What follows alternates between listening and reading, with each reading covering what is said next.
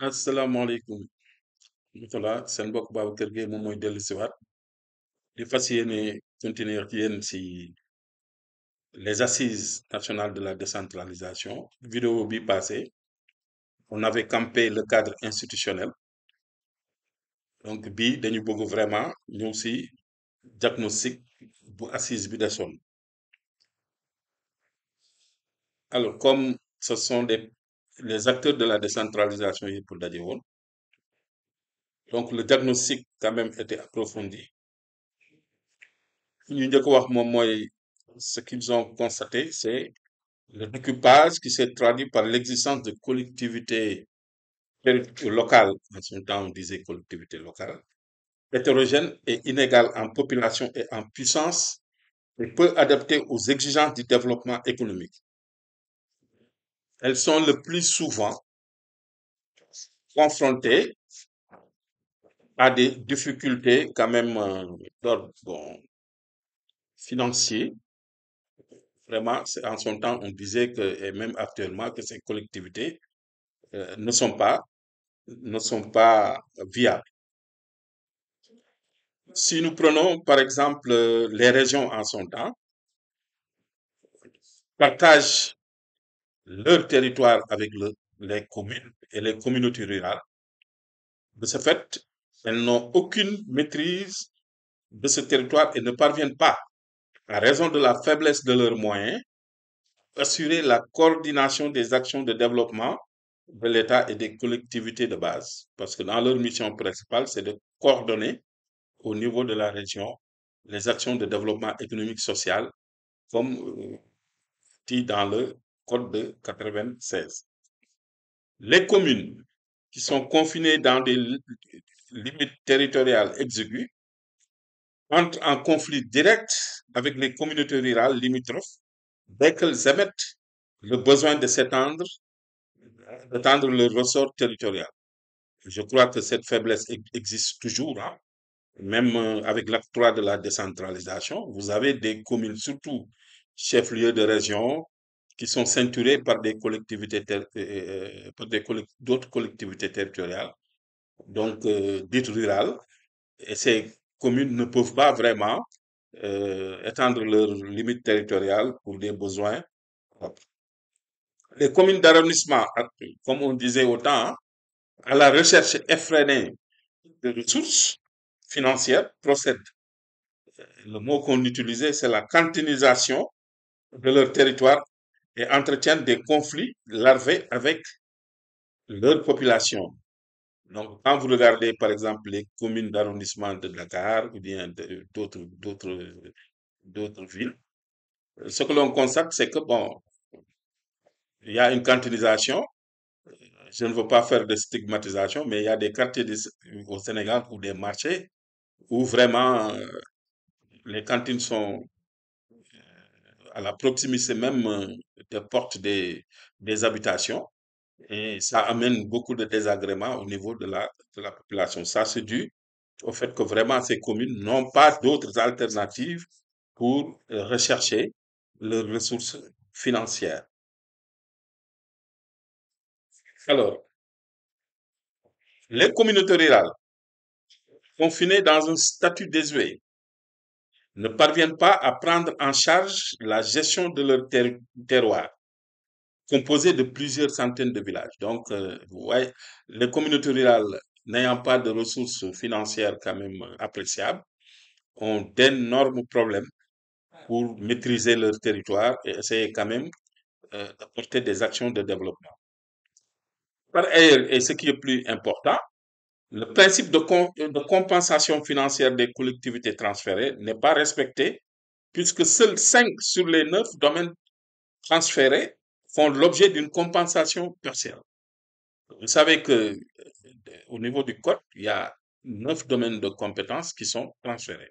Maintenant, concomitamment, c'est le mot, c'est le terme utilisé, on devrait faire une évaluation de ces compétences transférées et de mettre à la disposition de ces collectivités territoriales des ressources financières adaptées pour pouvoir prendre en charge quand même d'une manière rigoureuse ces compétences transférées.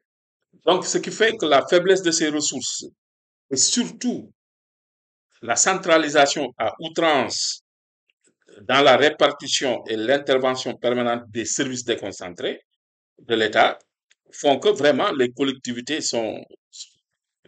ne sont pas très associées dans la répartition de ces fonds.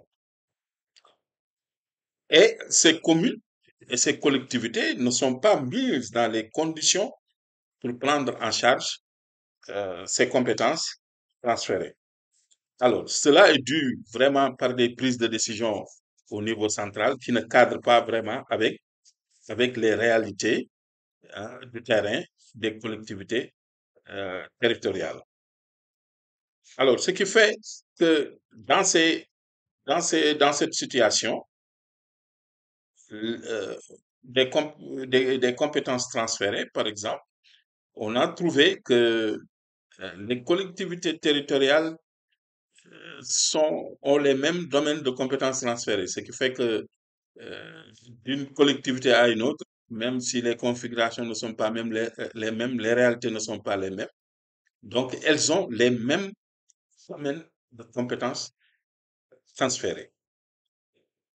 Alors, donc, il se pose donc un problème de spécialisation de ces compétences transférées. D'autre part, la gestion de l'état civil demeure encore fortement centralisée, puisque en dehors des communes, comme Dakar, Kaolack et Thiès, qui ont institué des centres secondaires, toutes les autres communes du pays abritent un seul centre qui est le centre principal de la mairie.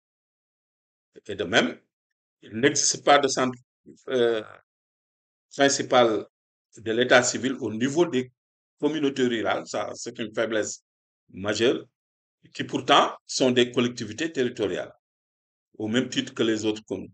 Ainsi, ces communautés rurales donc n'accueillent que des centres secondaires dont euh, l'officier d'état civil est le président du conseil rural, donc qui exerce ces fonctions-là sous le contrôle très serré de la responsabilité du sous-préfet. Donc, on a repris, c'est ce qu'on appelle la survivance du code de la famille de 1972, n'a pas été pris en compte euh, au niveau du code des collectivités locales de 1996. Mais je crois qu'actuellement, on a dû rectifier et donner les pleines responsabilités donc à l'officier de l'état civil et permettre aussi, l'État a aussi fait des efforts à travers les communes pour mettre en place quand même des centres secondaires pour rapprocher les populations de l'état civil et aussi d'autres démarches comme par exemple la digitalisation et l'informatisation. Nous allons en revenir. Maintenant, s'agissant des contrôles exercés sur les collectivités territoriales, ils demeurent globalement insatisfaisants et inadaptés en raison de la méconnaissance des règles, mais aussi des difficultés de leur exercice. Donc, cette situation est rendue plus complexe par l'inexistence de juridictions administratives déconcentrées et la faiblesse du contrôle citoyen. L'application du nouveau dispositif de contrôle de légalité est marquée par plusieurs dysfonctionnements, parmi lesquels on peut noter la non-effectivité de la formalité de la publicité des actes des collectivités territoriales et leur lenteur dans la transmission ou la rétention délibérée. Donc, c'est ressorti dans le diagnostic. La rareté des demandes de seconde lecture, des rejets et des déférés, c'est le résultat de la prééminence du dialogue entre les exécutifs locaux et les représentants de l'État ou d'un laxisme de ceci. Bon, ce qui a été dit. Le défaut de présentation de rapport sur le contrôle de légalité à l'Assemblée nationale, qui est une violation flagrante de l'article 339 du Code des collectivités territoriales. Donc, pour vous dire qu'il y avait des insuffisances au niveau de ce contrôle de légalité, que vraiment, au niveau de l'octroi de la décentralisation, qu'on a essayé quand même de rectifier. Donc, le processus de déconcentration administrative, territoriale comme technique n'a pas évolué au même rythme que la dynamique de la décentralisation, aussi bien du point de vue des instruments juridiques que de la pratique administrative. En effet, si d'un côté, il existe un code des collectivités locales, de l'autre, il n'y a que quelques textes réglementaires relatifs à la délégation de signatures ou à l'habilitation générale des autorités administratives. Donc, les décrets numéro 72, 636 et 74, 647. Donc, vous voyez bien que euh, c'est une évolution à deux vitesses. La décentralisation en 2007, on a constaté qu'il y a une accélération depuis 1972, mais concernant la déconcentration, il y a des lenteurs quand même qui sont identifiées et que ces deux doivent aller quand même de concert pour permettre quand même une application rigoureuse des textes administratifs ou bien l'accompagnement au niveau du développement économique territorial dans les collectivités territoriales. Alors, pour cette vidéo, nous nous arrêtons à ce niveau et nous vous permettons de revenir euh, pour la prochaine vidéo, essayer de réfléchir sur les pistes, au regard de ce qu'on a dit, sur les pistes de réflexion qu'on peut appeler les perspectives des assises de la décentralisation. Je vous remercie.